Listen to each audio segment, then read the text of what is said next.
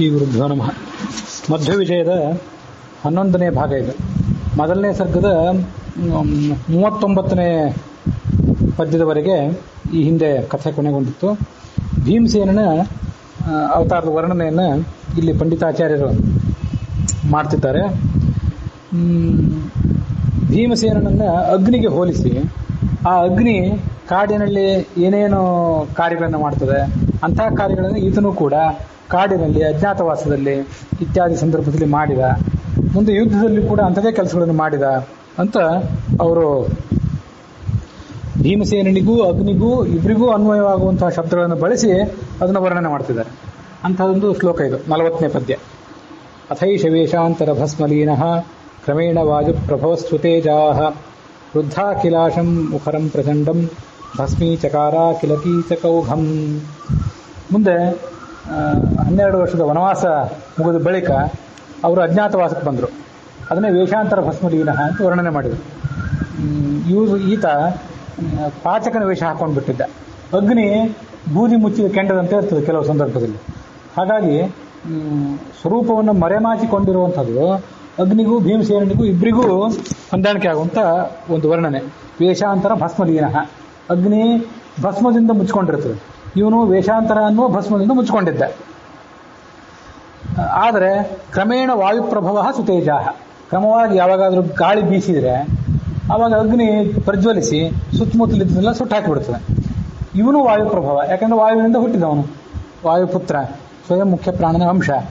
ಹಾಗಾಗಿ ಅವನು ವಾಯುಪ್ರಭವ, ಆ ಅಗ್ನಿಯೂ ವಾಯುಪ್ರಭವ. ಅದು ವಾಯುವಿನಿಂದ ಹೆಚ್ಚಾಗಿ ಪ್ರಜ್ವಲಿಸುವಂಥದ್ದು. ಏನು ಮಾಡಿತು ಅಗ್ನಿ, ಏನು ಮಾಡಿತು ಈತ, ಏನು ಮಾಡಿದ? ಕೀಚಕೌಹಂ, ಕೀಚಕರ ಗುಂಪನ್ನೆಲ್ಲ ಈ ಭೀಮಸೇನ ನಾಶಪಡಿಸಿದ. ಅಗ್ನಿಯೂ ಕೂಡ ಬಿದಿರುಗಳ ಮೇಳೆ, ಬಿದಿರಿನ ಒಂದು ಗುಂಪು ಏನಿರ್ತದಲ್ಲ ಒಂದು ಕಾಡಿನಲ್ಲಿ, ಅದನ್ನೆಲ್ಲ ಅದು ಸುಟ್ಟಾಕ್ತದೆ. ಕಾಡಿನಲ್ಲಿ ಏನೇನೋ ಸುಟ್ಟಾಕ್ತಿರ್ತದೆ. ಇಲ್ಲಿ ಪ್ರಸಂಗವಶಾತ್ ಬಿದಿರು ಅನ್ನುವಷ್ಟಕ್ಕೆ ಕೀಚಕ ಅನ್ನೋದು ಬಿದಿರನ್ನೂ ಹೇಳ್ತದೆ. ಕೀಚಕ ಅನ್ನೋದು ಆ 106 ಜನ ಕೀಚಕರಿದ್ರಲ್ಲ, ಪ್ರಧಾನ ಕೀಚಕರನ್ನು ಹಿಡಿದು 106 ಜನ ಇದ್ರು, ಅವರ ಸಹೋದರರ ಗುಂಪದು. ಆ ಗುಂಪನ್ನೆಲ್ಲ ಈತ ಕೊಂದು ಹಾಕಿದ. ವೃದ್ಧಾಖಿಲಾಶಂ ಮುಖರಂ ಪ್ರಚಂಡಂ. ಈ ಬಿದಿರು ಎಲ್ಲ ಕಡೆ ಬೆಳ್ಕೊಂಡು ಬಿಟ್ಟಿರ್ತದೆ, ಸುತ್ತಮುತ್ತ ಎಲ್ಲ ಕಡೆ ಹಬ್ಬಿದ್ರಿಂದ, 4 ದಿಕ್ಕುಗಳಿಗೆ ಹಬ್ಬಿದ್ರಿಂದ ಕಾಡಿನಲ್ಲಿ ಸಂಚಾರ ಮಾಡಲಿಕ್ಕೆ ಅಸಾಧ್ಯ ಅನ್ನೋ ಪರಿಸ್ಥಿತಿ ಬಂದು ಮುಟ್ಟಿರ್ತದೆ. ಆಶ ಅಂದರೆ ದಿಕ್ಕು, ಎಲ್ಲ ದಿಕ್ಕುಗಳನ್ನು ಮುಚ್ಚಿ ಹಾಕಿರ್ತದೆ ಈ ಬಿದಿರುಗಳ ಮೇಳೆ. ಈ 106 ಜನ ಕೀಚಕರಿದ್ರಲ್ಲ, ಅವರು ಕೂಡ ವೃದ್ಧಾಖಿಲಾಶರು. ಯಾಕೆಂದರೆ ಅವರು ಆ ವಿರಾಟ ರಾಜನ ಅರಮನೆಯಲ್ಲಿದ್ದರೆ ಬೇರೆ ಯಾವ ರಾಜನೂ ಕೂಡ, ಯಾವ ದಂಡನಾಯಕನೂ ಕೂಡ ಅವರ ಸಾಮ್ರಾಜ್ಯದ ಮೇಲೆ ಆಕ್ರಮಣ ಮಾಡಲಿಕ್ಕೆ ಹಿಂಜರಿಯುವಂಥ ಪರಿಸ್ಥಿತಿ ಇತ್ತು. ಅಷ್ಟು ಬಲಿಷ್ಠರಾಗಿದ್ದರು ಅವರು. ಆಗಿನ ಕಾಲದಲ್ಲಿ ಕೀಚಕ, ಜರಾಸಂಧ ಅಂಥ ಬಲಿಷ್ಠರಾದವ್ರ ಪೈಕಿ ಈ ಕೀಚಕ ಒಬ್ಬ. ಇನ್ನು ಯಾವ ರಾಜನೂ ಕೂಡ ಇವರ ಸಾಮ್ರಾಜ್ಯವನ್ನು, ವಿರಾಟನಗರದ ಸಾಮ್ರಾಜ್ಯವನ್ನು ಆಕ್ರಮಣ ಮಾಡಿಕೊಂಡು ಅಧೀನ ಮಾಡ್ಕೊಳ್ಳಿಕ್ಕೆ ಹಿಂಜರಿಯುವಂಥ ಪರಿಸ್ಥಿತಿ. ಬೇರೆ ಯಾರಿಗೂ ಅವಕಾಶವೇ ಇಲ್ಲ, ಸ್ಕೋಪೇ ಇಲ್ಲ. ಆಶಾ ಅಂದರೆ ಸ್ಕೋಪ್ ಅಂತ ಒಂದು ಅವಕಾಶ ಅಂತ ಅರ್ಥ. ಮುಖರ, ಮುಖರ ಅಂತಂದರೆ ಅತಿಯಾಗಿ ಶಬ್ದ ಮಾಡುವಂಥದ್ದು. ಬಿದಿರಿನೊಳಗೆ ಗಾಳಿ ಒಳಗೆ ಹೊಕ್ಕರೆ ಅದು ಜೋರಾಗಿ ಶಬ್ದ ಮಾಡ್ತಿರ್ತದೆ ಈ ಕಾಡಿನೊಳಗೆ. ಹಾಗೆ ಈ 106 ಜನ ಕೀಚಕರ ಗುಂಪು ಕೂಡ ವಿಪರೀತ ಶಬ್ದ ಮಾಡ್ತಿತ್ತು, ಕೇವಲ ಬೊಗಳೆ ಕೊಚ್ಕೊಳ್ತಾ ಇತ್ತು. ಒಬ್ಬ ಕೀಚಕ ಸತ್ತು ಕೂಡಲೇ ಆ ನಮ್ಮ ಅಣ್ಣ ಕೀಚಕನನ್ನು ಯಾರು ಕೊಂದವರು, ಅವನನ್ನು ನಾವು ಕೊಂದು ಹಾಕಿಬಿಡೋಣ ಬರ್ರಿ ಅಂತ ಅವರೆಲ್ಲರೂ ಕೂಡ ಜೋರಾಗಿ ಗರ್ಜನೆ ಮಾಡ್ತಾ ಓಡೋಡಿ ಬಂದರು. ಅದನ್ನೇ ಮುಖರ ಅಂದರೆ ಶಬ್ದ ಮಾಡುವಂಥವ್ರು. ಪ್ರಚಂಡ, ಬಿದಿರಿನ ಗುಂಪು ಕೂಡ ಪ್ರಚಂಡ, ಇದು ಪ್ರಚಂಡ. ಈ ಗುಂಪಿನವರು ಕೂಡ ಪ್ರಚಂಡರು. ಭಸ್ಮೀಚಕಾರ ಅಖಿಲ ಕೀಚಕೌಹಂ, ಈ ಕೀಚಕರ ಗುಂಪನ್ನೆಲ್ಲ ಆತ ನಾಶಪಡಿಸಿದ. ಇದು ಅಜ್ಞಾತವಾಸದ ವರ್ಣನೆ. ಸಕೃಷ್ಣವರ್ತ್ಮಾಯು ವಿಜಯೇನ ಯುಕ್ತೋ ಮುಹುರ್ಮಹಾಹೇತಿ ಧರೋ ಪ್ರಧೃಷ್ಯ ಭೀಷ್ಮದ್ವಿಜಾದ್ಯೈ ರತಿಭೀಷಣಾಭಂ ವಿಪಕ್ಷ ಕಕ್ಷಂ ಕ್ಷಪಯನ್ ವಿರೇಜೆ. ಮುಂದೆ ಕೌರವ ಪಾಂಡವರ ನಡುವೆ 18 ಅಕ್ಷೋಹಿಣಿಗಳ ನಡುವೆ ಏನು ಯುದ್ಧ ಆಯ್ತಲ್ಲ, ಅದರ ವರ್ಣನೆಯನ್ನು ಈಗ ಮಾಡ್ತಾರೆ. ಇಲ್ಲೂ ಕೂಡ ಆತ ಅಗ್ನಿ ಅಂತಲೇ ವರ್ತಿಸಿದ ಭೀಮಸೇನ. ಅಗ್ನಿಗೂ ಮತ್ತು ಭೀಮಸೇನಿಗೂ ಹೊಂದಾಣಿಕೆ ಆಗುವಂಥ, ಇಬ್ಬರಿಗೂ ಹೊಂದಾಣಿಕೆ ಆಗುವಂಥ ಶಬ್ದಗಳು ಇಲ್ಲೂ ಕಾಣ್ತವೆ. ಏನೇನಾದ್ರು ವರ್ಣನೆ ಅಂತಂದರೆ, ಕೃಷ್ಣವರ್ತ್ಮ, ಮೊದಲನೇದಾಗಿ ಕೃಷ್ಣನ ಮಾರ್ಗದಲ್ಲಿ, ಕೃಷ್ಣ ಹೇಗೆ ಹೇಳ್ತಾನೋ ಹಾಗೆ ನಡ್ಕೊಂಡು ಹೋಗ್ತಿದ್ರು ಈ ಪಾಂಡವರೆಲ್ಲ. ಅದರಲ್ಲೂ ಭೀಮಸೇನಂತೂ ಯಾವತ್ತೂ ಕೂಡ ಕೃಷ್ಣನ ಅನುಯಾಯಿ. ವರ್ತ್ಮ ಅಂದ್ರೆ ಮಾರ್ಗ. ಅಗ್ನಿಗೆ ಕೃಷ್ಣ ವರ್ತ್ಮ ಅಂತ ಯಾಕೆ ಕರೀತಾರೆ ಅಂತಂದ್ರೆ, ಕೃಷ್ಣ ವರ್ತ್ಮ ಅನ್ನೋದು ಪರ್ಯಾಯ ಪದವೇ ಅದು. ಅಗ್ನಿ ಉರಿತಾ ಇದ್ರೆ ಮೇಲೆ ಕಪ್ಪಾಗಿ ಹೊಗೆ ಹೋಗ್ತಿರ್ತದಲ್ಲ, ಹಾಗಾಗಿ ಅದನ್ನ ಕೃಷ್ಣ ವರ್ತ್ಮ ಅಂತ ಕರೀತಾರೆ. ವಿಜಯೇನ ಯುಕ್ತ, ಭೀಮಸೇನ ಯುದ್ಧದಲ್ಲಿ ಗೆಲ್ತಾ ಇದ್ದ. ಮತ್ತು ವಿಜಯ ಅಂತಂದ್ರೆ ಅರ್ಜುನನಿಗೆ ಹೆಸರು. ಅರ್ಜುನನ ಜೊತೆಗೂಡಿ ಈ ಸೈನ್ಯವನ್ನು ನಾಶಪಡಿಸಿದ. ಮುಹುರ್ಮಹಾ ಹೇತಿಧರ ಅಪ್ರಧುಷ್ಯ. ಹೇತಿ ಅಂತಿದೆ. ಆ ಹೇತಿ ಅಂದ್ರೆ ಆಯುಧ ಅಂತನೂ ಅರ್ಥ ಇದೆ, ಮತ್ತೆ ಅಗ್ನಿಯ ಜ್ವಾಲೆಗಳು ಅಂತನೂ ಅರ್ಥ ಇದೆ. ಭೀಮಸೇನ ನಾನಾ ಥರದ ಆಯುಧಗಳನ್ನು, ಭೀಮಸೇನಾರ್ಜುನರಿಬ್ಬರು ನಾನಾ ಥರದ ಆಯುಧಗಳನ್ನು ಹಿಡಿದು ಹೋರಾಡಿದರು. ಅಗ್ನಿ ತನ್ನ ಜ್ವಾಲೆಗಳ ಮೂಲಕ ಎಲ್ಲ ಕಡೆ ಹರಡ್ತಿರ್ತದೆ.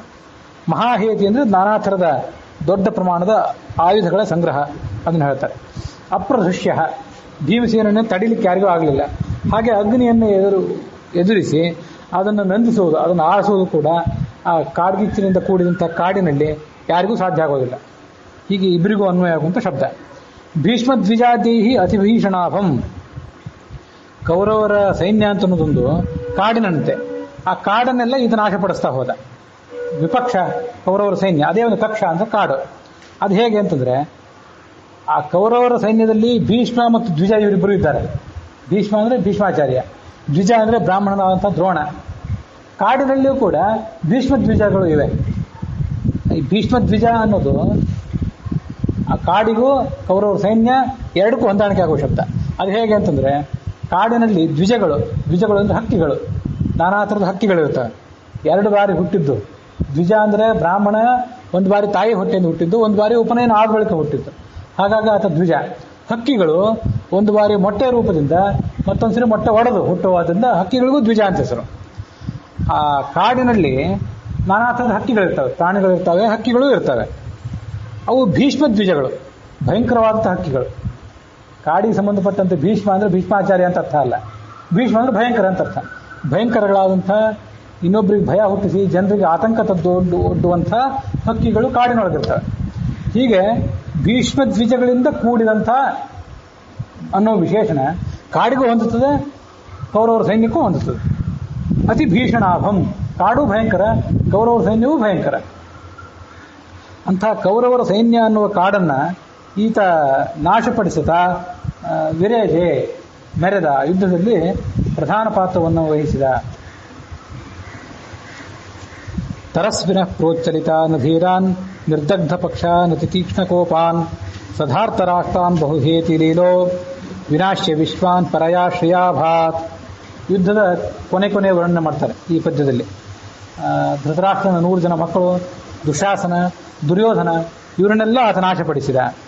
ಅದು ಹೇಗೆ ಅಂತಂದ್ರೆ, ಈ ಕಾಡಿನಲ್ಲಿ ಆ ಬೆಂಕಿ ಮುಂದುವರೆದಾಗ ನಾನಾ ಥರದ ಪಕ್ಷಿಗಳು ಸಾಯ್ತಾವಲ್ಲ, ಈ ಭೀಮಸೇನ ಅನ್ನುವ ಅಗ್ನಿಗೆ ಸಿಲುಕಿ ಈ ಧಾರ್ತ ರಾಷ್ಟ್ರರು, ಧೃತರಾಷ್ಟ್ರದ ಮಕ್ಕಳಾದಂಥ ಕೌರವರೆಲ್ಲರೂ ಕೂಡ ನಾಶ ಆದರು.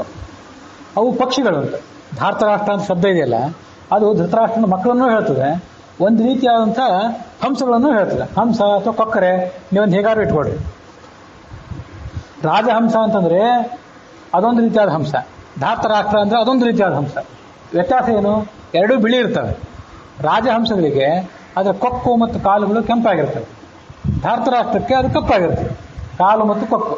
ಶರೀರ ಎಲ್ಲ ಬಿಳಿಯೇ. ರಾಜಹಂಸಕ್ಕೆ ಕೆಂಪು ಕೊಕ್ಕು ಮತ್ತು ಕೆಂಪು ಕಾಲು, ಧಾರ್ತರಾಷ್ಟ್ರಗಳಿಗೆ ಕಪ್ಪು ಕಾಲು ಮತ್ತು ಕಪ್ಪು ಕೊಕ್ಕು. ಇದು ವ್ಯತ್ಯಾಸ. ಹೀಗೆ ಧಾರ್ತರಾಷ್ಟ್ರ ಅನ್ನೋ ಶಬ್ದ ಅಂಥ ಒಂದು ಕೊಕ್ಕರೆಗಳನ್ನು ಅಥವಾ ಹಂಸಗಳನ್ನು, ಬಾತುಕೋಳಿಗಳನ್ನು ಯಾವುದನ್ನು ಹೇಳ್ತದೆ. ಹಾಗೆ ಧೃತರಾಷ್ಟ್ರನ ಮಕ್ಕಳನ್ನು ಹೇಳ್ತದೆ. ಉಳಿದಲ್ಲಿ ಶಬ್ದಗಳು ಪಕ್ಷಿಗೂ ಅನ್ವಯ ಆಗುವಂಥವು, ಕೌರವರಿಗೂ ಅನ್ವಯ ಆಗುವಂಥವು. ತರಸ್ವಿನಃ, ತರಸ್ವಿ ಅಂದರೆ ವೇಗಶಾಲಿ ಅಂತ ಅರ್ಥ. ಹಕ್ಕಿಗಳಿಗೂ ವೇಗ ಇರ್ತದೆ, ಕೌರವರಿಗೂ ಕೂಡ ವೇಗ ಇತ್ತು, ಅವರು ಮಹಾಪರಾಕ್ರಮಿಗಳು. ಪ್ರೋಚ್ಚಲಿತಾನ್, ಉಚ್ಚಲಿತ ಅಂತಂದ್ರೆ ಹಕ್ಕಿಗಳು ಗೂಡು ಬಿಟ್ಟು ಹೊರಗೆ ಬರ್ತವೆ. ಎಲ್ಲ ಕಡೆ ಕಾಡ್ಗಿಚ್ಚಿ ಹರಡಿದಾಗ ಅವು ಹೆದರಿ ಗೂಡು ಬಿಟ್ಟು ಹೊರಗೆ ಬರ್ತವೆ. ಇದು ಧೃತರಾಷ್ಟ್ರನ ಮಕ್ಕಳು ಕೌರವರು ಪ್ರೋಚ್ಚಲಿತರು ಅಂತಂದ್ರೆ ಉಚ್ಛೃಂಖಲ ವರ್ತನೆ ಇದ್ದವರು ಅಂತ ಅರ್ಥ. ಧರ್ಮಕ್ಕೆ ವಿರುದ್ಧವಾದಂತಹ ಉಚ್ಛೃಂಖಲ ವರ್ತನೆ ಇದ್ದವರಾದ್ರಿಂದ ಅವರು ಪ್ರೋಚ್ಚಲಿತರು. ಮತ್ತೆ ಅಧೀರಾನ್, ಹಕ್ಕಿಗಳು ಹೆದರಿರ್ತವೆ. ಧೀರ ಅಂದ್ರೆ ಧೈರ್ಯಶಾಲಿ, ಅಧೀರ ಅಂದ್ರೆ ಹೆದರಿದ್ದು. ಹಕ್ಕಿಗಳು ಹೆದರ್ತವೆ, ಮತ್ತೆ ಕೌರವರು ಇವರು ಕೂಡ ಹೆದರ್ಕೊಂಡಿದ್ರು ಭೀಮನ ಪರಾಕ್ರಮವನ್ನು ನೋಡಿ. ನಿರ್ದಗ್ಧ ಪಕ್ಷಾನ್ ಅತಿ ತೀಕ್ಷ್ಣ ಕೋಪಾನ್, ಹಕ್ಕಿಗಳಿಗೂ ಕೋಪ ಸಿಟ್ಟು, ಹಾಗೆ ಕೌರವರಿಗೂ ಕೋಪ, ಅದೆಲ್ಲರಿಗೂ ಸಮಾನ ಆಗುವಂಥದ್ದು. ನಿರ್ದಗ್ಧ ಪಕ್ಷಾನ್, ಹಕ್ಕಿಗಳು ಆ ಕಾಡ್ಗಿಚ್ಚಿನ ಆಟೋಪಕ್ಕೆ ಸಿಲುಕಿ ತಮ್ಮ ರೆಕ್ಕೆಗಳನ್ನು ಸುಟ್ಕೊಂಡಿರ್ತಾವೆ. ಪಕ್ಷ ಅಂದ್ರೆ ರೆಕ್ಕೆ, ಆ ರೆಕ್ಕೆಯನ್ನು ಕಳ್ಕೊಂಡಿರ್ತಾವೆ. ಕೌರವರು ತಮ್ಮ ಪಕ್ಷವನ್ನು ಕಳ್ಕೊಂಡಿದ್ರು. ಪಕ್ಷವನ್ನು ಕಳ್ಕೊಳ್ಳೋದು ಅಂತಂದ್ರೆ ಕ್ರಮವಾಗಿ ಭೀಷ್ಮ, ದ್ರೋಣ, ಕರ್ಣ ಇವರೆಲ್ಲರನ್ನು ಕೂಡ ಕ್ರಮವಾಗಿ ಕಳ್ಕೊಂಡ್ರು. ಅಲ್ಲಿ ಪಕ್ಷದವರು ಅಂದ್ರೆ ಅವ್ರ ಪೈಕಿಯವರು ಅಂತ ಅರ್ಥ. ಆ ಯುದ್ಧದಲ್ಲಿ 11 ಅಕ್ಷೋಹಿಣಿ ಸೈನ್ಯ ಏನಿತ್ತಲ್ಲ, ಆ ಸೈನ್ಯದ ಮಹಾವೀರರೆಲ್ಲ ಕ್ರಮವಾಗಿ ಪಾಂಡವರ ಸೈನ್ಯಕ್ಕೆ ಬಲಿಯಾದರು, ಭೀಷ್ಮನಿಂದ ಆರಂಭ ಮಾಡಿಕೊಂಡು. ಹಾಗಾಗಿ ಪಕ್ಷ ಅಂತಂದ್ರೆ ಒಂದು ಕಡೆ ಅವರ ಸ್ವಪಕ್ಷೀಯರು, ಇನ್ನೊಂದು ಕಡೆ ಪಕ್ಷ ಅಂದ್ರೆ ರೆಕ್ಕೆ. ಹೀಗೆ ಎರಡಕ್ಕೂ ಅನ್ವಯವಾಗುವಂಥ ಶಬ್ದ. ಧಾರ್ತರಾಷ್ಟ್ರಾನ್ ಬಹು ಹೇತಿ ಲೀಲೋ, ಇಲ್ಲಿ ಕೂಡ ಹೇತಿ ಹಿಂದೆ ಬಂದಿತ್ತು. ಹೇತಿ ಅಂತಂದ್ರೆ ಒಂದು ಜ್ವಾಲೆ, ಒಂದು ಆಯುಧಗಳು. ಭೀಮಸೇನಿಗೆ ಸಂಬಂಧಪಟ್ಟಂತೆ ವಿಚಾರ ಮಾಡಿದರೆ ಹೇತಿ ಅಂದ್ರೆ ಆಯುಧ. ಹಾಗೆ ಕಾಡ್ಗಿಚ್ಚಿಗೆ ಸಂಬಂಧಪಟ್ಟಂತೆ ಹೇತಿ ಅಂತಂದ್ರೆ ಜ್ವಾಲೆಗಳು. ಆ ಕಾಡ್ಗಿಚ್ಚು ಎಲ್ಲ ಕಡೆ ಜ್ವಾಲೆಗಳನ್ನ ಹರಡಿಸಿ ಕಾಡನ್ನೆಲ್ಲ ಸುಡುತ್ತದೆ. ಹಾಗೆ ಭೀಮಸೇನ ತನ್ನ ಆಯುಧಗಳ ಮೂಲಕ ಈ ಶತ್ರು ಸೈನ್ಯವನ್ನೆಲ್ಲ ಸದೆಬಡದ. ಇದು ವರ್ಣನೆ. ಧಾರ್ತರಾಷ್ಟ್ರಾನ್ ಬಹು ಹೇತಿ ಲೀಲಃ ವಿನಾಶ್ಯ ವಿಶ್ವಾನ್ ಪರಯ ಶ್ರೇಯಾಭಾತ್, ಇಡೀ ಕೌರವ ಸೈನ್ಯವನ್ನು ನಾಶ ಮಾಡಿ ವಿಜಯಶಾಲಿ ಎನಿಸಿದ. ಶ್ರೀ ಅಂದ್ರೆ ಕಾಂತಿ, ಗೆಲುವಿನ ವೈಭವ, ಅದನ್ನು ಆತ ಪಡ್ಕೊಂಡ. ಈಗ ಈ ಧಾರ್ತರಾಷ್ಟ್ರ ಅಂತ ಅನ್ನೋದಕ್ಕೆ ನಾನು ಏನರ್ಥ ಹೇಳಿದೆ? ಬಿಳಿ ಶರೀರ ಇರುವಂಥ, ಕಪ್ಪು ಕೊಕ್ಕು ಮತ್ತು ಕಪ್ಪು ಕಾಲಿರುವಂಥ ಒಂದು ರೀತಿಯಾದ ಹಂಸ, ಕೊಕ್ಕರೆ, ಆ ಜಾತಿಯ ಪಕ್ಷಿ ಅಂತ ಅರ್ಥ ಹೇಳಿದೆ. ನೀವು ನೋಡ್ತಿರುವಂಥ ಕೆಲವು ಅನುವಾದಗಳಲ್ಲಿ, ಕೆಲವರು ನಿಮ್ಮಲ್ಲಿ ಈಗಾಗಲೇ ಮಧ್ವಿಜಯ ವಿಕಾಸ್ ಕಡೆ ಕೇಳ್ತೀರಿ, ಕೆಲವು ಕಡೆ ಅಲ್ಲಿ ಅನುವಾದ ಪುಸ್ತಕಗಳು ಇರ್ತವೆ. ಅದರೊಳಗೆಲ್ಲ ಕೆಲವು ಕಡೆ ಬೇರೆ ಥರದ ಅನುವಾದಗಳು ಕಾಣಿಸ್ತವೆ. ಧಾರ್ತರಾಷ್ಟ್ರ ಅಂದ್ರೇ ಕೆಂಪು ಕೊಕ್ಕು, ಕೆಂಪು ಕಾಲಿರುವಂಥ ಹಂಸ ಅಂತ ಕೆಲವು ಕಡೆ ಇದೆ. ಆದರೆ ಒಂದು 2-3 ಕೋಶಗಳನ್ನು ಗಮನಿಸಿ. ಇಲ್ಲಿ ನನ್ನ ಎದುರಿಗೆ ಒಂದು 3-4 ಟಿಪ್ಪಣಿಗಳಿವೆ. ಅಲ್ಲ, ಗೋವಿಂದಾಚಾರ್ಯ ಟಿಪ್ಪಣಿ ಹಿಡಿದು ಒಂದು 3-4 ಟಿಪ್ಪಣಿಗಳಿವೆ. ಆ 3-4 ಟಿಪ್ಪಣಿಗಳಲ್ಲಿ ಅಮರಕೋಶ ಮೊದಲಾದ ಕೋಶಗಳನ್ನೆಲ್ಲ ಉಲ್ಲೇಖ ಮಾಡ್ತಾರೆ. ಅದು ಒಂದು ಕೋಶದ ಪ್ರಕಾರ ರಾಜಹಂಸ ಅಂದರೆ ಕೆಂಪು ಕಾಲು, ಕೆಂಪು ಕೊಕ್ಕಿರುವಂಥ ಪಕ್ಷಿ. ಧಾರ್ತರಾಷ್ಟ್ರ ಅಂದರೆ ಕಪ್ಪು ಕಾಲು, ಕಪ್ಪು ಕೊಕ್ಕಿರುವಂಥ ಪಕ್ಷಿ. ಹಾಗರ್ಥ ಇಟ್ಕೊಂಡ್ರೆ ಅದು ಹೆಚ್ಚು ಯೋಗ್ಯ. ಕೆಂಪು ಕಾಲು, ಕೆಂಪು ಕೊಕ್ಕು ಅಂತನ್ನೋದು ಅದು ಒಂದು ಸೌಂದರ್ಯಕ್ಕೆ ಸೂಚಕ. ರಾಜಹಂಸ ಅಂತನ್ನೋದು ಹಂಸಗಳಲ್ಲೇ ಬಹಳ ಶ್ರೇಷ್ಠವಾದ್ದು.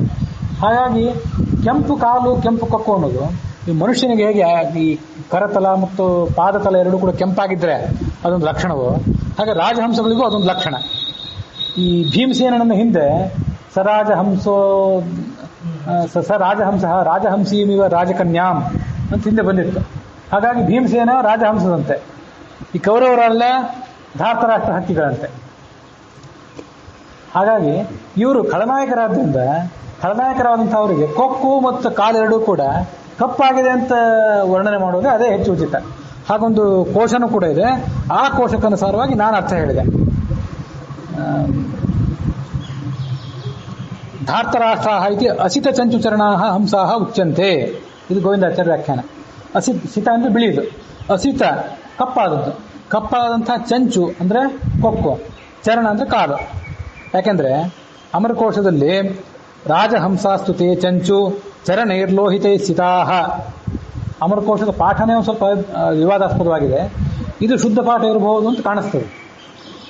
ರಾಜಹಂಸ ಅಂತಂದ್ರೆ ಲೋಹಿತ, ಕೆಂಪು ಬಣ್ಣದ ಚಂಚು ಮತ್ತು ಚರಣ ಇದ್ದದ್ದು ರಾಜಹಂಸ. ಧಾರ್ತರಾಷ್ಟ್ರ ಅಂತಂದ್ರೆ ಅಸಿತ, ಕಪ್ಪು ಬಣ್ಣದ ಕೊಕ್ಕು ಮತ್ತು ಕಾಲಿದ್ದದ್ದು ಧಾರ್ತರಾಷ್ಟ್ರ. ಹೀಗೆ ಅರ್ಥ ಮಾಡ್ಕೊಳ್ಳೋದು ಉಚಿತ ಕಾಣಿಸ್ತದೆ. ನನಗೆ ಯಾವ ಅರ್ಥ ಹೆಚ್ಚು ಮನಸ್ಸಿಗೆ ಹಿಡಿಸ್ತೋ ಅದನ್ನು ಈಗ ನಿಮ್ಮ ಎದುರಿಗೆ ಹೇಳಿದೆ. ಬೇರೆ ಬೇರೆ ಅನುವಾದದಲ್ಲಿ, ಬೇರೆ ಬೇರೆ ಪುಸ್ತಕಗಳಲ್ಲಿ ಅಥವಾ ಬೇರೆ ಯಾರು ಪ್ರವಚನ ಮಾಡುವಾಗ ಸ್ವಲ್ಪ ವ್ಯತ್ಯಸ್ತವಾಗಿರಬಹುದು. ನನಗೆ ಹೀಗೆ ಕಂಡದ್ದನ್ನು ಈಗ ನಿಮ್ಮ ಎದುರಿಗೆ ಹೇಳಿದೆ. ಕೃಷ್ಣಾಂಘ್ರಿಪಂಕೇರುಹ ಭೃಂಗರಾಜ ಕೃಷ್ಣಾಮುಖಾಂಬೋರುಹ ಹಂಸರಾಜ ಪ್ರಜಾಸರೋಜಾವಲಿರಶ್ಮಿರಾಜ ಸಸೋದರೋ ರಾಜತ ವೀರರಾಜ. ಮುಂದೆ ಅವರು ಪಾಂಡವರು ಸಾಮ್ರಾಜ್ಯ ಪಡ್ಕೊಂಡು ಯುಧಿಷ್ಠಿರನಿಗೆ ಪಟ್ಟಾಭಿಷೇಕ ಆಗಿದ್ದು, ಅವರು 36 ವರ್ಷ ಕಾಲ ವೈಭವದಿಂದ ರಾಜ್ಯ ಆಳಿದ್ದನ್ನು ಆತ ದೇವತೆಗಳಿಗೂ ದುರ್ಲಭವಾದ ಭೋಗಗಳನ್ನು ಅನುಭವಿಸಿದ ಅಂತ ತಾತ್ಪರ್ಯ ನಿರ್ಣಯದಲ್ಲಿದೆ. ಮುಂದೆ 31-32ನೇ ಅಧ್ಯಾಯದಲ್ಲಿ ಕಾಣಿಸ್ತದೆ. ಅದನ್ನೆಲ್ಲ ಇಲ್ಲಿ ವರ್ಣನೆ ಮಾಡ್ತಾರೆ. ಹೇಗಿದ್ದ ಭೀಮಸೇನ ವೈಭವ ಹೇಗಿತ್ತು, ಅದು ವೈಭವ ಅಂದ್ರೆ ಧರ್ಮರಾಜನ ವೈಭವ ಅಲ್ಲ, ಅದು ಭೀಮಸೇನ ವೈಭವ. ಕೃಷ್ಣ ಅಂದ್ರೆ ಪರಮಾತ್ಮ, ಪರಮಾತ್ಮನ ಅಂಗ್ರಿ ಪಾದಗಳು, ಅದೇ ಪಂಕೇರುಹ ಅಂದ್ರೆ ಕಮಲ. ಆ ಪರಮಾತ್ಮನ ಪಾದ ಕಮಲಗಳಲ್ಲಿ ಈತ ಭೃಂಗದಂತೆ ದುಂಬಿಯಂತೆ ಆಸಕ್ತನಾಗಿದ್ದ. ಅದು ಸಾಧಾರಣ ದುಂಬಿ ಅಲ್ಲ, ಭೃಂಗರಾಜ, ಶ್ರೇಷ್ಠ ದುಂಬಿ. ಇದು ಒಂದು ವರ್ಣನೆ. ಭಗವಂತನ ಪಾದಕಮಲದಲ್ಲಿ ಭಕ್ತಿಯನ್ನು ಮಾಡಿದ. ಕೃಷ್ಣ ಮುಖಾಂಬೋರುಹ ಹಂಸರಾಜ. ಕೃಷ್ಣ ಅಂದ್ರೆ ದ್ರೌಪದಿ, ಅವಳ ಮುಖ ಅದೇ ಒಂದು ಅಂಬೋರುಹ ಕಮಲ, ಅದಕ್ಕೆ ಹಂಸರಾಜ. ಸಾಧಾರಣ ಹಂಸ ಅಲ್ಲ ಏನು, ಹಂಸರಾಜ ಅಥವಾ ರಾಜಹಂಸ ಅಂತ ನಾನು ನಿನ್ನೆ ಹಿಂದಿನ ಪದ್ಯದಲ್ಲಿ ಹೇಳಿದ್ನಲ್ಲ ಅದೇ. ಹಂಸಕ್ಕೆ ಯಾವತ್ತೂ ಕೂಡ ಆಹಾರ ಅಂದರೆ ಆ ಕಮಲದ ದೇಟಿನಲ್ಲಿರುವಂಥ ಕಮಲದ ಬೀಜಗಳು, ಕಮಲದ ಸಹವಾಸವನ್ನು ಬಹಳ ಇಷ್ಟಪಡ್ತದೆ ಹಂಸ ಅಂತ ಕಾವ್ಯದಲ್ಲಿ ವರ್ಣನೆ ಮಾಡ್ತಾರೆ. ಹಾಗಾಗಿ ದ್ರೌಪದಿಯ ಮುಖ ಕಮಲದಲ್ಲಿ ಆತ ಆಸಕ್ತನಾಗಿದ್ದ, ಅದನ್ನ ಹೇಳ್ತಾರೆ ಅಷ್ಟೆ. ಹೀಗೆ ಆತ ಭೃಂಗದಂತೆ, ದುಂಬಿಯಂತೆ, ಹಂಸದಂತೆ, ಮತ್ತೆ ರಶ್ಮಿರಾಜ ಸೂರ್ಯನಂತೆ, ಎಲ್ಲ ಕಡೆ ರಾಜ ಅಂತ ಹೇಳ್ತಾ ಬರ್ತಾರೆ. ಪ್ರಜಾ ಸರೋಜಾವಲಿ ರಶ್ಮಿರಾಜ. ಪ್ರಜೆಗಳು ಏನಿದ್ದಾರೆ, ಸಾಮ್ರಾಜ್ಯದ ಪ್ರಜೆಗಳು, ಅವರೇ ಒಂದು ಕಮಲ. ಸರೋಜ ಅಂದ್ರೆ ಕಮಲ, ಅದಕ್ಕೆ ಈತ ಸೂರ್ಯನಂತೆ. ಸೂರ್ಯ ಬಂದಾಗ ಕಮಲ ಹೇಗೆ ಅರಳ್ತದೋ ಹಾಗೆ ಭೀಮಸೇನನ ಆಡಳಿತದಲ್ಲಿ ಪ್ರಜೆಗಳೆಲ್ಲ ಅರಳಿ ಸುಖಿಗಳಾಗಿದ್ರು. ಸಸೋದರೋ ರಾಜದ ವೀರರಾಜ.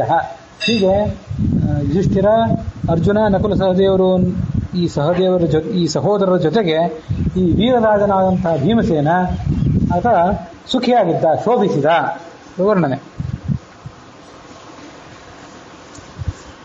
ಪೌತ್ರೇ ಪವಿತ್ರ ಫಯಜಾಮಿ ಪೌತ್ರೇ ಧರಾಂ ನಿಧಾಯ ಸುರಧೀಷು ತಾಪಂ ಕೀರ್ತಿಂ ತ್ರಿಲೋಕ್ಯಾಂ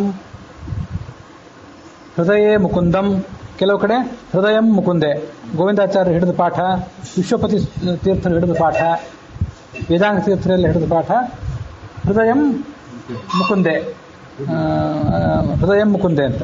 ಈ ಬೇರೆ ಕಡೆ ಎಲ್ಲ ಪಾಠ ಹೃದಯೇ ಮುಕುಂದಂ. ಅರ್ಥ ಏನು ಹೆಚ್ಚು ವ್ಯತ್ಯಾಸ ಆಗೋದಿಲ್ಲ, ಅಂತೂ ಪ್ರಾಚೀನ ಪಾಠ ಹೃದಯಂ ಮುಕುಂದೆ ಅಂತ ಕಾಣಿಸ್ತದೆ.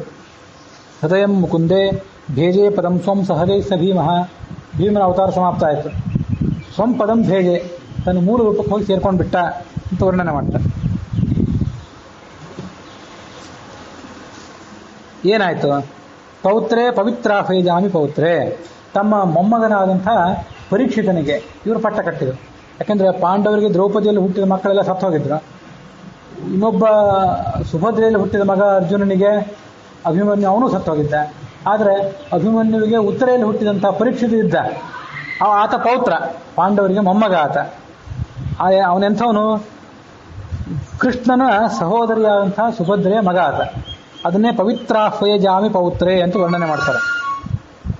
ಆಹ್ವಯ ಅಂದರೆ ಹೆಸರು, ಪವಿತ್ರವಾದಂತಹ ನಾಮ ಇದ್ದಂಥವನು ಕೃಷ್ಣ, ಮಂಗಳಕರವಾದ ನಾಮ ಇದ್ದವನು ಕೃಷ್ಣ.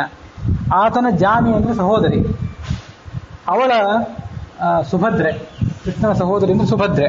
ಆ ಸುಭದ್ರೆಗೆ ಮೊಮ್ಮಗ, ಪಾಂಡವರಿಗೂ ಮೊಮ್ಮಗ ಅಂತ ಪರೀಕ್ಷಿತ. ಅವನಿಗೆ ಧರಾಂ ನಿಧಾಯ, ಅವನಲ್ಲಿ ಭೂಮಿಯನ್ನು ಇಟ್ಟರು. ಪೌತ್ರೆ ಅಂತ ಸಪ್ತಮಿ ವಿಭಕ್ತಿ, ಅವನಲ್ಲಿ ಭೂಮಿಯನ್ನು ಇಟ್ಟರು. ಆಮೇಲೆ ಈ ರಾಕ್ಷಸರು ಅಂತ ಏನಿದ್ರಲ್ಲ ಕೆಲವರು, ಪಾಂಡವರಿಂದ ಹತ್ಯೆಗೊಳಗಾದಂಥ ದುಷ್ಟಶಕ್ತಿಗಳು, ಅವರ ಮನಸ್ಸಿನಲ್ಲಿ ತಾಪವನ್ನು ಇಟ್ಟ. ಅದು ಶ್ಲೋಕ ಇಡೀ ಹೇಗಿದೆ ಅಂತಂದ್ರೆ, ಆತ ಹೋಗುವಾಗ ಎಲ್ಲೆಲ್ಲಿ ಏನೇನು ಇಟ್ಟ, ಒಂದು 4 ಸಂಗತಿಗಳನ್ನ ಹೇಳ್ತಾರೆ. ಎಲ್ಲೆಲ್ಲಿ ಏನೇನು ಇಟ್ಟ ಅನ್ನೋದು ಹೇಳೋದಿದೆ. ಮೊಮ್ಮಗನಲ್ಲಿ ರಾಜ್ಯವನ್ನಿಟ್ಟ, ದುಷ್ಟಶಕ್ತಿಗಳ ರಾಕ್ಷಸರ ಮನಸ್ಸಿನಲ್ಲಿ ತಾಪವನ್ನಿಟ್ಟ. ಈ ಭೀಮಸೇನನ್ನು ನಮಗೆ ಎದುರಿಸಲಿಕ್ಕೆ ಆಗಲಿಲ್ವಲ್ಲ ಕೊನೆ ತನಕನು ಅಂತ ಅವರು ಚಿಂತಿತರಾದರು. ಅದೇ ಅಸುರಧೀಶು, ಅಸುರರು ರಾಕ್ಷಸರು, ಅವರ ಬುದ್ಧಿಯಲ್ಲಿ ತಾಪವನ್ನಿಟ್ಟ. ಹೀಗೆ ಈ ಪೂರ್ವಾರ್ಧದಲ್ಲಿ ಪೌತ್ರೆ ಸಪ್ತಮಿ ಭಕ್ತಿ ಮೊದಲು ತಗೊಂಡ್ರು, ಆ ಮೊಮ್ಮಗನಲ್ಲಿ ರಾಜ್ಯವನ್ನಿಟ್ರು.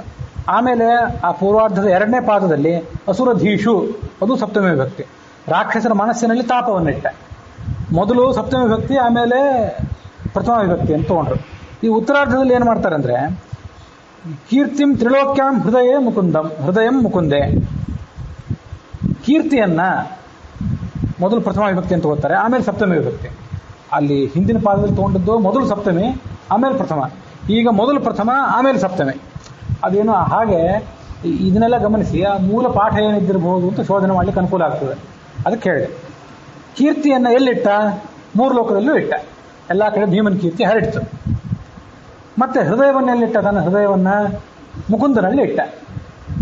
ನೋಡಿ, ಕೀರ್ತಿಂ ಪ್ರಥಮ ವಿಭಕ್ತಿ, ತ್ರಿಲೋಕ್ಯಾಂ ಸಪ್ತಮ ವಿಭಕ್ತಿ, ಹೃದಯಂ ಆ ಕೀರ್ತಿಯ ಜಾಗದಲ್ಲಿ ಹೃದಯ ಅದು ಪ್ರಥಮ ವಿಭಕ್ತಿ, ತ್ರಿಲೋಕ್ಯಾಂ ಸಪ್ತಮಿ ವಿಭಕ್ತಿ, ಮುಕುಂದೇ ಸಪ್ತಮಿ ವಿಭಕ್ತಿ. ಹೀಗೆ ಕೀರ್ತಿಂ ತ್ರಿಲೋಕ್ಯಾಂ ಹೃದಯಂ ಮುಕುಂದೆ. ಪೂರ್ವಾರ್ಧದಲ್ಲಿ ಅಲ್ಲಿ ಸಪ್ತಮಿ ಮೊದಲು, ಆಮೇಲೆ ಪ್ರಥಮ. ಉತ್ತರಾರ್ಧದಲ್ಲಿ ಪ್ರಥಮ ಮೊದಲು, ಸಪ್ತಮಿ ಆಮೇಲೆ. ಹೀಗೆ ಒಂದು ಸೆಟ್ ನಾರಾಯಣ ಪಂಡಿತರು ಮಾಡಿದಂತ ಕಾಣಿಸ್ತದೆ. ಇದು ವಿಶ್ವಪತಿ ತೀರ್ಥರು ಮತ್ತು ವೇದಾಂಗ ತೀರ್ಥರ ಪಾಠ. ಚರಾರ್ಯ ಆಚಾರ್ಯ ಪಾಠದಲ್ಲಿ ಕೀರ್ತಿಂ ತ್ರಿಲೋಕ್ಯಾಂ ಹೃದಯೇ ಮುಕುಂದಂ, ನನಗೂ ಈಗ ಬಾಯ್ಪಾಠ ಹಾಗೇ ಬರ್ತದೆ. ಅದು ಹಿಂದೆ ನಾನು ಈಗ 30 ವರ್ಷದಿಂದ ಓದಿದ್ದು, ನನಗೂ ಬಾಯ್ಪಾಠ ಹಾಗೇ ಬರ್ತದೆ. ಆ ಥರ ಆದರೂ ತಪ್ಪೇನಿಲ್ಲ. ಹೃದಯೇ ಮುಕುಂದಂ, ಹೃದಯದಲ್ಲೇ ಮುಕುಂದನನ್ನು ಇಟ್ಟ. ಆ ವಿಭಕ್ತಿಗಳು ವ್ಯತ್ಯಾಸ ಆಗ್ತಾವಷ್ಟೇ, ಅದು ಅರ್ಥವೂ ತಪ್ಪಿಲ್ಲ, ವ್ಯಾಕರಣವೂ ತಪ್ಪಿಲ್ಲ. ಪಾಠ ಹೀಗೆ ಅಂತ ನಿರ್ಧಾರ ಮಾಡೋದು ಕಷ್ಟ. ಆದರೂ ಕೀರ್ತಿಂ ತ್ರಿಲೋಕ್ಯಾಂ ಹೃದಯಂ ಮುಕುಂದೆ ಅಂತಿದ್ರೆ ಚೆನ್ನಾಗಿರ್ತದೆ. ನಿಮ್ಮ ಪುಸ್ತಕದಲ್ಲಿ ನೀವು ಹೇಗೆ ಪಾಠ ಕೇಳಿದಿರಿ ಹಾಗೆ ಪಾರಾಯಣ ಮಾಡ್ತಾ ಹೋಗ್ಲಿಕ್ಕೆ ಏನು ತಪ್ಪಿಲ್ಲ.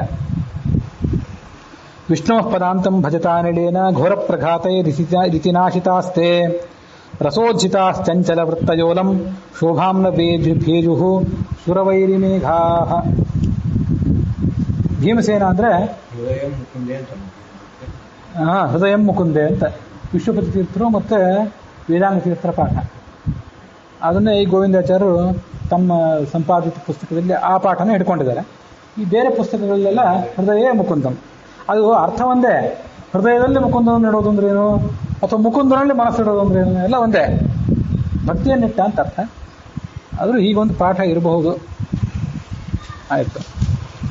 ಮುಂದೇನಾಯಿತು, ಆತ ಅವತಾರ ಸಮಾಪ್ತಿ ಮಾಡಿದ ಮೇಲೆ ಏನಾಯಿತು ಅಂತಂದರೆ, ಆ ರಾಕ್ಷಸರಿಗೆಲ್ಲ ಭಾರಿ ಮನಸ್ಸಿನಲ್ಲಿ ತಾಪ ಆಗಿಬಿಡ್ತು. ಈ ಭೀಮಸೇನ ಅಂದರೆ ವಾಯು. ಈ ವಾಯುವಿನ ಗಾಳಿಯ ಹೊಡೆತಕ್ಕೆ ಮೋಡಗಳೆಲ್ಲ ಚೆಲ್ಲಾಪಿಲ್ಲಿ ಆಗಿ ಹೋದವು. ಮೋಡ ಎಲ್ಲ ಚೆಲ್ಲಾಪಿಲ್ಲಿಯಾಗಿ ಆಕಾಶ ಸ್ವಚ್ಛ ಆಗಿಬಿಡ್ತು.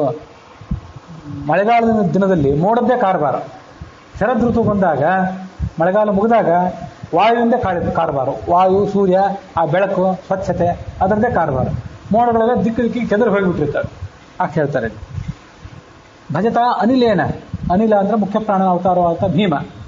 ಆ ಭೀಮ ಯಾವತ್ತೂ ಕೂಡ ವಿಷ್ಣುವಿನ ಪಾದದಲ್ಲಿ ಆಸಕ್ತ, ವಿಷ್ಣು ಭಗವಂತನ ಪಾದದಲ್ಲಿ ಆಸಕ್ತ. ಘೋರವಾದಂಥ ಏಟುಗಳನ್ನು ಕೊಟ್ಟ.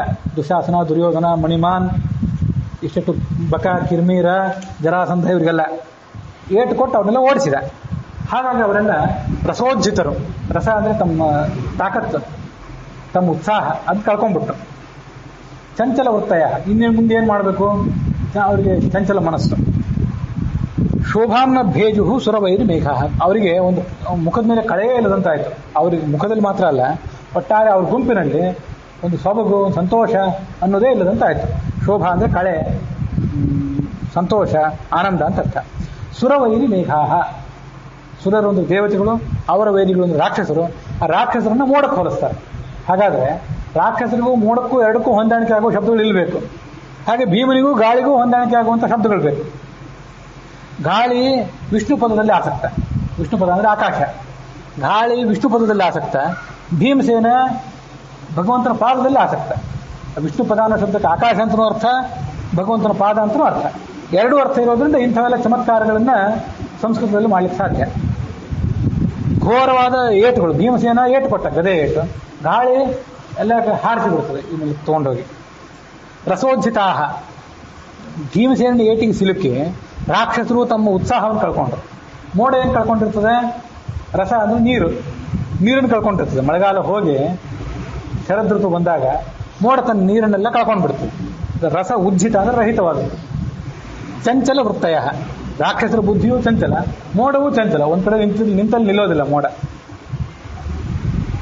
ಹಾಗಾಗಿ ಆ ಮೋಡಗಳು ಎಲ್ಲ ಕಡೆ ಹೇಗೆ ಚೆಲ್ಲಾಪಿಲ್ಲಿಯಾಗಿ ಓಡೋಗಿ ಬಿಡ್ತಾವೋ, ಅವುಗಳಿಗೊಂದು ಕಾಂತಿ ಇರೋದಿಲ್ವೋ, ಆ ಮೋಡಗಳಂತೆ ರಾಕ್ಷಸರು ಕೂಡ ತಮ್ಮ ಕಾಂತಿಯನ್ನು ಕಳ್ಕೊಂಡು ಭ್ರಷ್ಟರಾದರು ಅಂತ ವರ್ಣನೆ. ಅಲ್ಲಿಗೆ ಈ ಮಧ್ವ ವಿಜಯದ ಮೊದಲನೇ ಸರ್ಗದ 45ನೇ ಸರ್ಗ ಭೀಮನ ಅವತಾರದ ಕಥಾನು ಕೂಡ ಅಲ್ಲಿ ಸಮಾಪ್ತಿಯನ್ನು ಕಂಡಿದೆ.